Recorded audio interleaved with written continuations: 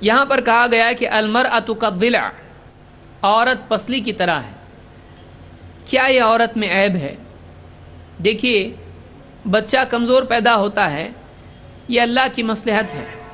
بچے کو بچپن میں دانت نہیں ہوتے ہیں، اس کا معدہ کمزور ہوتا ہے، وہ بات نہیں کر پاتا ہے، وہ چل نہیں پاتا ہے، اللہ کی مصلحت ہے کہ اللہ تعالیٰ نے اولاد کو ایسے ہی بنایا ہے۔ بچہ جب پیدا ہوتا ہے تو بہت چھوٹا اور نازک ہوتا ہے، اگر وہ بڑا ہو تو ماں کے پیٹ میں کیسے سمائے گا؟ وہ چھوٹا ہی ہونا چاہیے تاکہ ماں کے پیٹ میں سمائے۔ اس کو پیدائشی طور پر دانت نہیں ہونا چاہیے تاکہ ماں کے لیے کوئی تکلیف نہ ہو جب وہ بچہ ماں کا دودھ پیے۔ وہ چھوٹا ہے، ماں کے لیے وہ چل نہیں سکتا ہے اور یہاں وہاں دوڑ نہیں سکتا ہے، تو ماں کے لیے اس کو خود لے کر جانا آسان ہو جاتا ہے، اس لیے وہ چھوٹا ہوتا ہے۔ بعد میں دھیرے دھیرے وہ بڑا ہوتا ہے اور خود سے چلنے والا بنتا ہے۔ تو اللہ تعالیٰ نے ایک خاص مصلحت کے تحت چیزوں کو بنایا ہے اور اس میں حکمت ہوتی ہے۔ بعض اوقات ہم حکمت جانتے ہیں، بعض اوقات ہم حکمت نہیں جانتے ہیں۔ عورت کی مزاج میں اللہ تعالیٰ نے کچھ کمزوریاں رکھی ہیں۔ وہ کمزوریاں عورت کے دنیا میں ذمہ داری ادا کرنے کے اعتبار سے ضروری ہیں۔ عورت بہت کمزور ہوتی ہے، چھوٹی چھوٹی بات پر فکر مند ہو جاتی ہے، گھبرا جاتی ہے، اور اس میں حیا ہوتی ہے، اور حیا کا نتیجہ یہ ہوتا ہے کہ اس کے اندر بہت ساری چیزیں اور بھی پیدا ہو جاتی ہیں۔ عورت میں چونکہ حیا غالب ہوتی ہے، لہٰذا حیا کی وجہ سے اس میں ایک قسم کی ترشی پیدا ہو جاتی ہے۔ جس انسان میں حیا زیادہ ہو، اگر کوئی اس کو چھیڑے تو فوراً غصہ ہو جاتا ہے۔ اسی طرح سے جس میں حیا زیادہ ہوتی ہے، وہ لوگوں کے سامنے بے عزت ہونا پسند نہیں کرتا ہے، اس اعتبار سے اس کے اندر اپنی عزت کو بچانے کا مزاج بہت زیادہ ہوتا ہے۔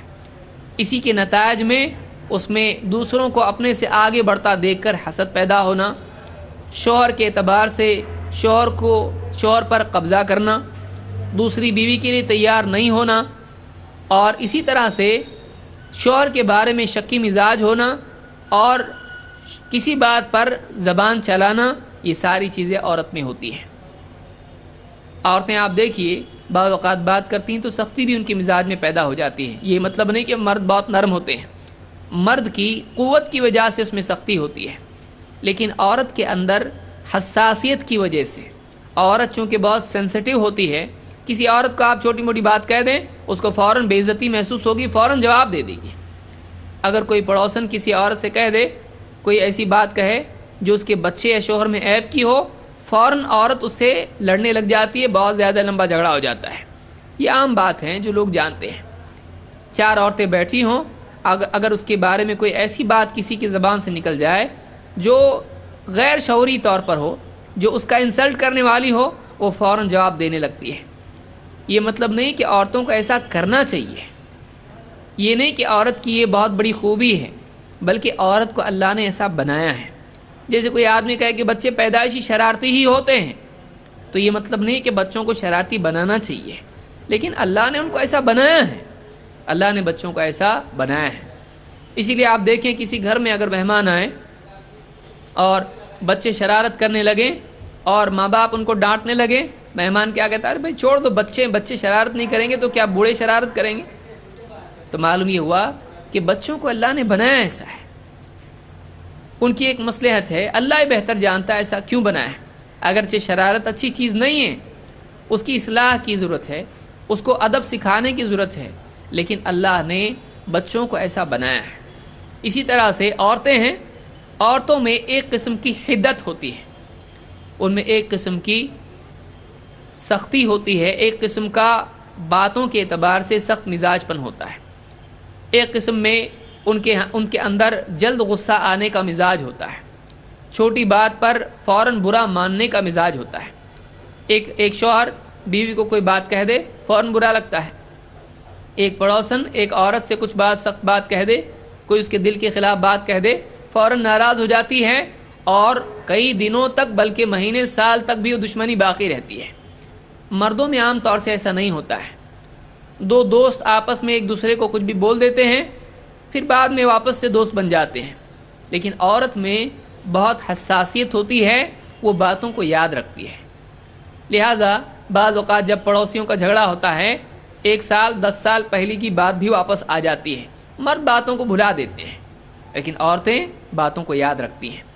تو کچھ باتیں عورتوں میں ایسی ہیں کہ جو کمیاں ہوتی ہیں اور اللہ نے ان کو کچھ مصلحت کے تحت ایسا حساس بنایا ہے. اس کے فوائد بھی ہیں، اس کے نقصانات بھی ہیں.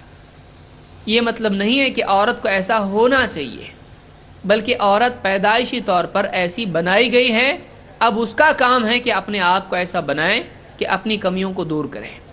مرد بھی ایسا بنایا گیا ہے کہ مضبوطی کی وجہ سے اس میں ظلم اور بغاوت اور عورت پر عورت کے ساتھ بدسلوکی، مار پیٹ اور اس طرح کی برائیاں پیدا ہو جاتی ہیں. یہ مطلب نہیں ہے کہ آدمی کو ایسا بننا چاہیے. آدمی کو چاہیے کہ اپنے آپ کی اصلاح کرے، اپنی طاقت کو قابو میں رکھے. آدمی کی طاقت اس کے ہاتھ میں ہوتی ہے اور عورت کی طاقت اس کے زبان میں ہوتی ہے. اسی لیے علماء نے یہاں پر کہا ہے کہ حدیث کے جو معنی ہیں وَإِنَّ أَعْوَجَ شَيْءٍ فِي الضِّلْعِ أَعْلَاهُ، کہ پسلی کا ٹیڑھا پن اس کے اوپری حصے میں ہوتا ہے. علماء نے کہا کہ یہاں پر اشارہ ہے کہ اوپری حصے میں ہوتا ہے کا مطلب یہ ہے کہ عورت کا جو ٹیڑھا پن ہے وہ اس کے سر میں ہوتا ہے، اس کی سوچ میں اور اس کی زبان میں.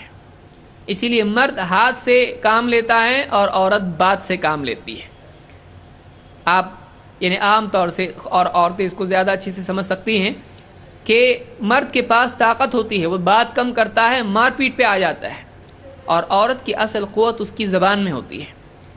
تو اس اعتبار سے اس حدیث میں بتایا گیا ہے کہ عورت میں زبان درازی کے اعتبار سے یا کسی بات پر چپ نہ رہ کر بول دینا، یہ مزاج عورت میں ہوتا ہے.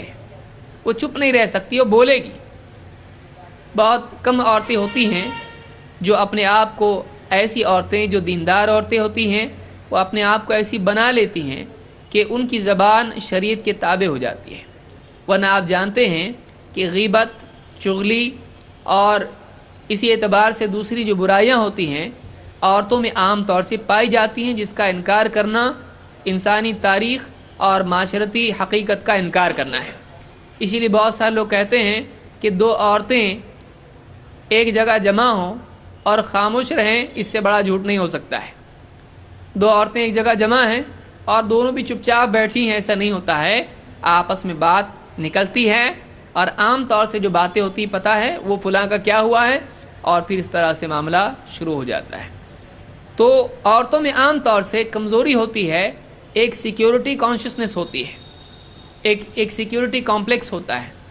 اپنی حفاظت کے لیے، اپنے آپ کو محفوظ کرنے کے لیے، اپنے آپ کو بے عیب ثابت کرنے کے لیے عورت دوسروں کو عیبدار ثابت کرنے کی کوشش کرتی ہے.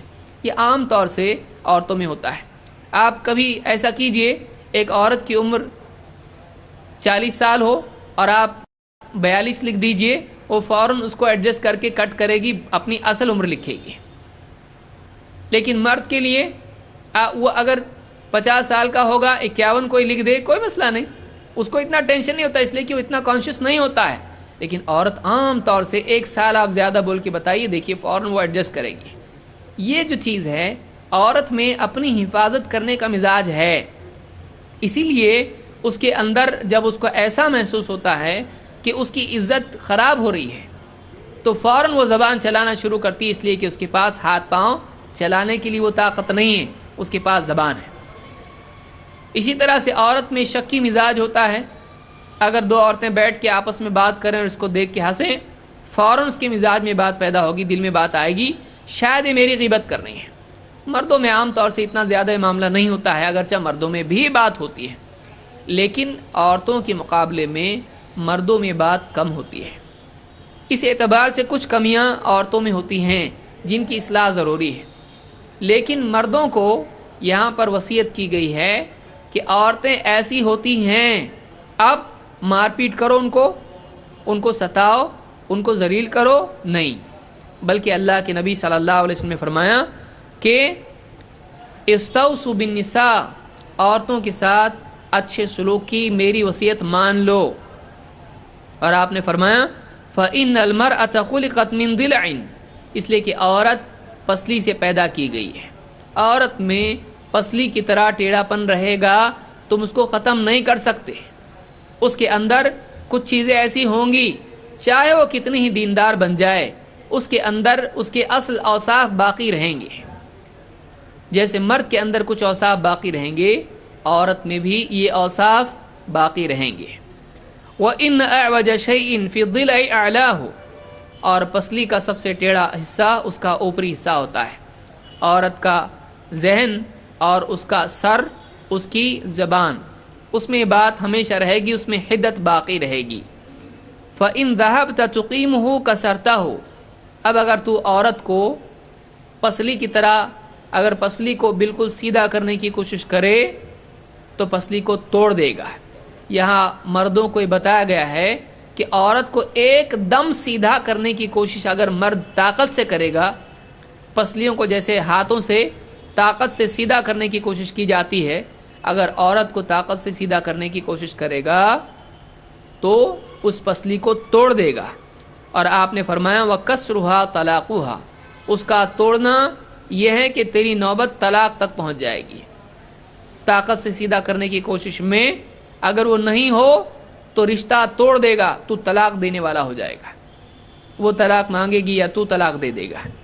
اور آپ نے فرمایا وَإِن تَرَكْتَهُ لَمْ يَزَلْ أَعْوَجَ، اگر اس کو چھوڑے رکھے وہ ٹیڑھی تو رہے گی، لیکن آپ نے فرمایا وَإِنِ اسْتَمْتَعْتَ بِهَا اسْتَمْتَعْتَ بِهَا وَفِيهَا عِوَجٌ، اس کے ٹیڑھے پن کے باوجود اگر تو عورت سے نفع اٹھانا چاہے تو تو ایسا کر سکتا ہے.